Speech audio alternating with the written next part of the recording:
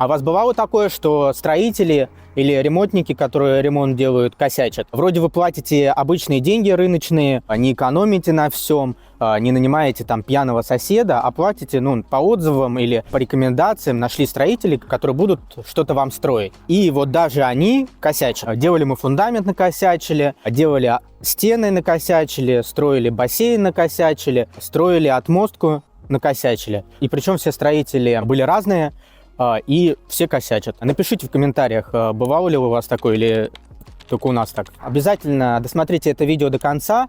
Я расскажу 3 наших косяка, которые допустили строители при строительстве отмостки. Что такое вообще отмостка? Отмостка является важной составляющей частью дома. Ее предназначение – это, когда идет дождь, отводить воду от фундамента. А сейчас еще делают утепленную отмостку, чтобы сохранить целостность фундамента. Казалось бы, ее очень легко делать, но даже опытные строители совершают ошибки. И так случилось у нас. Мы не проконтролировали, доверились.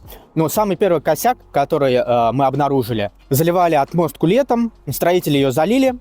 Приезжаю я там через 2 дня на объект и смотрю, она просто покрылась вся трещинами. Звоню я строителям, говорю, что вообще случилось? Они говорят, ее надо было поливать водой, чтобы она не потрескалась, потому что на улице стояла жара сильная, и надо было ухаживать за бетоном. Но кто об этом знал? Я вообще в этом не разбираюсь. Они не предупредили. Вторая ошибка, это тоже обнаружили потом. Я пересматривал видео, которые они скидывали. Сначала не обратил на это внимания, когда вот трещины пошли, смотрел, как они делают, и они залили отмостку нам без подушки. То есть просто на землю там чуть-чуть посыпали щебнем, а по правилам там надо песок, щебень делать слоями, и потом только заливать бетон. А они просто, грубо говоря, на землю вылили бетон. И третий косяк, они неправильно сделали в некоторых местах уклон отмостки. Она должна быть с наклоном наружу, чтобы, когда дождь прошел, вода стекала на землю.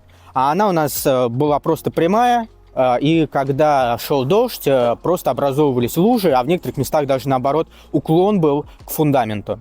Соответственно, мы созвонились с ними, они приехали и решили, как исправить это. Уровень они с цементно-песчаным раствором с добавлением плиточного клея, сказали, сделают и замажут эти все трещины и плюс создадут уклон. Если вы разбираетесь в стройке, напишите в комментариях, поможет это нам или что делать. И после этого я понял, даже если вы нанимаете каких-то рабочих, обязательно нужно знать базовую технологию, чтобы, если они что-то делают неправильно, приехать и сказать, вы это делаете неправильно, вот так надо делать. Соответственно, необходимо вообще приезжать на стройку, чтобы смотреть, что они тут вам делают. Потому что даже если вы им сказали, как делать правильно, они могут полениться, залить бетон, а потом там под бетоном просто ничего не будет видно. Обязательно проверить уклон, какой у вас они выставили до еще заливки, это там можно проверить по уровню приложив. И обязательно нужно ухаживать за бетоном. И обязательно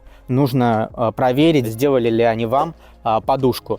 Если вы сами не можете приехать, например, на стройку, можно попросить скинуть видео. Если видео было полезным, поставьте лайк и подписывайтесь. Здесь мы рассказываем, как можно получить землю у государства для строительства жилых домов, для строительства коммерческой недвижимости. И обязательно смотрите следующее видео, в котором я рассказываю, на каких участках вообще никогда нельзя строить.